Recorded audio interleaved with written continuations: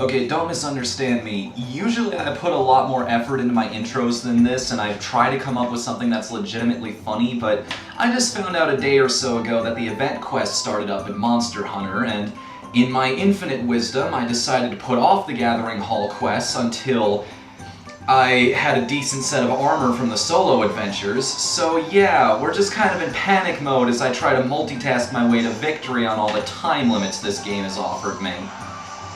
So yeah, rant time. Let's perform an experiment. I want you to design a video game for me. A game that every single person in the world will like. But hang on, that's only half the challenge.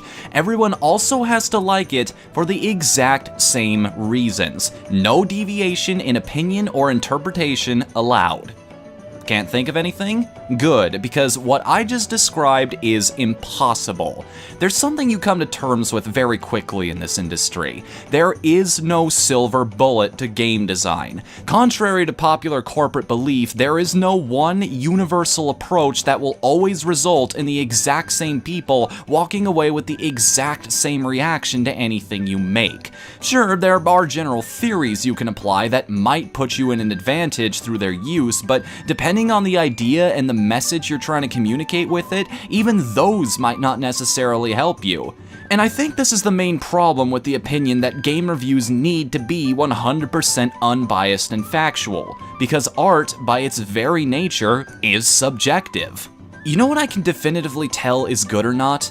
A fork. Because a fork is a tool, a product, a means to an end. So when using one, I only have to ask one question. Can I stab my food with it without getting my fingers dirty? If so, it's a good fork. But with a game?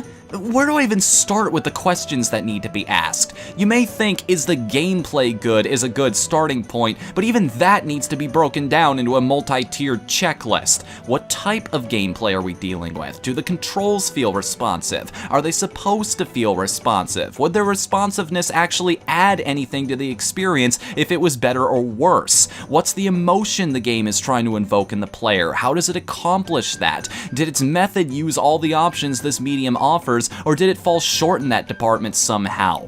Does the gameplay help set the tone or conflict with it? Like, would Journey have been a worse game if it had used Call of Duty's gameplay engine? Does the soundtrack help convey your message, or is the laid-back jazz a little out of place in this frantic fighting game? Would capitalizing on those other options have created new problems for the game? I'd continue, but honestly, I could fill another 3 paragraphs or so with this point alone. Let's also examine this subject from a more practical angle. What color do you think I mostly notice in this picture? Really? Are you sure? How do you know that? Based on what you've been taught about how the spectrum of light works, you can probably make an educated guess about what the world looks like to me, but at the end of the day, you don't have my eyes or my brain, meaning you can only understand the world from one perspective. Your own. For crying out loud, I once met a man who had a mental disability where the color yellow physically hurt him to look at. How could I possibly have known that just by looking at the guy?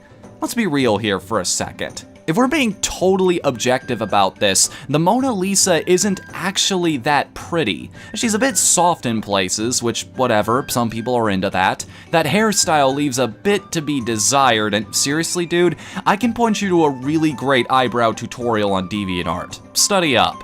But to Mr. Da Vinci, she was the most beautiful woman in the world, which is why he spent the better part of 7 years working on this painting.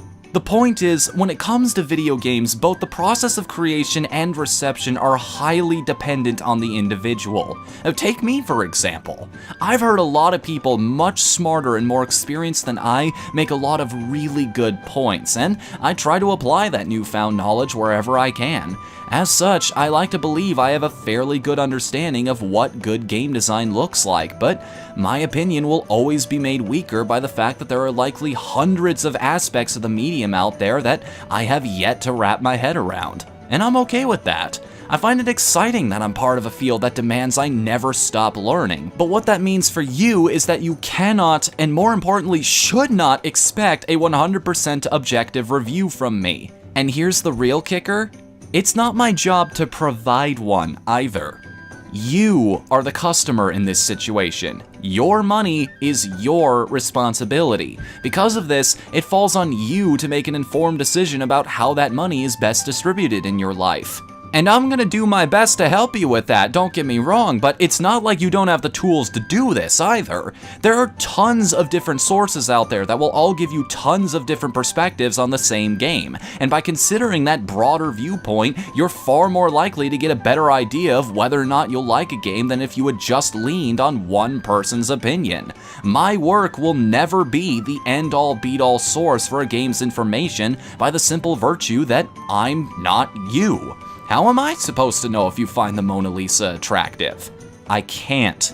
And that's where the entire objective review argument falls apart. Also, can we talk about how bullcrap the Rathalos are in this game? I mean, seriously now. That little, dive kick move they do with their talons that'll hit you from across the frigging universe, doesn't matter if you're running, doesn't matter if you're dodging, and poisons you as well. That's a move that the game just busts out whenever it decides, yeah, you're winning too much. We need to turn you down a peg. That thing is always enraged. It uses that move a lot, so it does even more damage. It's already a palette swap of a much more interesting and balanced monster to begin with. Yeah, not a fan, I gotta say.